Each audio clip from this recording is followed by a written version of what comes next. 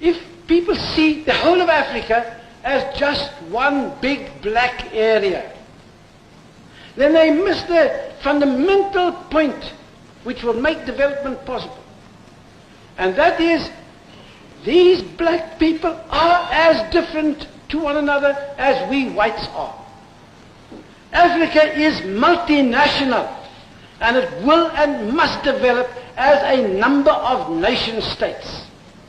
And where the boundaries have been drawn wrongly in the past by the interference from Europe, there in the course of time, the fundamental nationalism of the various nations of Africa and the various language groups of Africa will have its influence.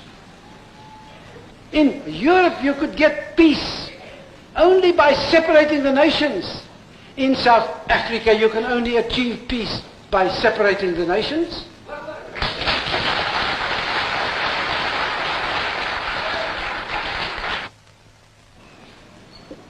In addition to this, I must also stress that when you are not only trading partners, but also partners in defense,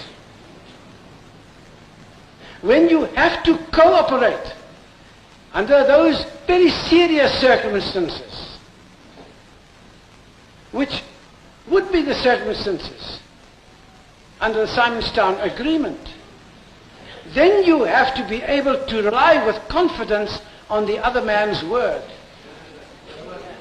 It's not a matter of a gentleman's agreement, it's a matter of contract and of confidence.